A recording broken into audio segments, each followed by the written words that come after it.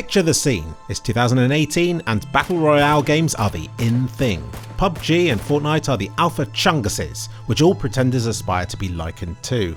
All other series are hastily throwing away what made them unique in order to jump on the Battle Royale bandwagon while it's still hot. Meanwhile, people are bored of CSGO, and rumours of a Battle Royale game mode promise to launch the game back to the top of the charts again, even if we all knew that Battle Royale was but a passing fad. But it would still be cool for our favourite game to be in on the action. In December of 2018, CSGO got its Battle Royale game mode called Dangerzone, and with it, the island of Blacksite, which was the largest and most complicated official map the game had ever seen. It might look like CSGO was merely jumping on a Battle Royale trend, and that's probably why it was eventually finished and released, but it had actually been developed behind the scenes for a while before the likes of PUBG and Fortnite. This wasn't just another Battle Royale clone. It was Counter-Strike in Battle Royale format, with fast-paced action, buying mechanics, and its own theme and stuff. And it worked better than it should have done. That is, until Source 2 came out. CS2 stripped the game back to the bare essentials, and Dangerzone was lost.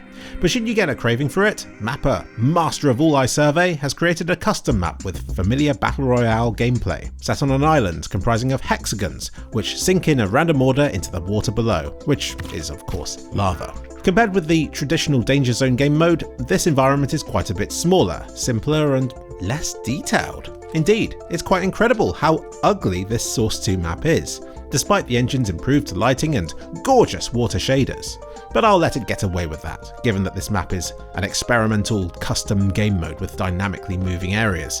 You have crates containing weapons and items for you to pick up and to break open. You get pistols, tier 1 weapons, and the most sought after tier 2 ones in these big crates here, which should give you the edge over other players, provided you can live long enough to find and salvage one of these. Bots never worked well with the original Dangerzone game mode, but they don't work at all here. They literally refuse to spawn, so unless you're happy just running about imagining how this map would play, you'll just have to find a server online to play this map on with other real people. With proper Dangerzone, you had a console and a money system so that you could save up for and buy weapons, ammo and equipment to aid you and your teammate in your struggle. And combat typically comprised of taking reserved pot shots at other players from across the map. But here, the weapons spawn with full ammo, so I suspect the action in this map will be fast-paced, close quarters, violent and short-lived. These hexagon-shaped islands all have tall, vertical sides, so if you do fall off, then you'll have to find one of these ladders quickly before you die.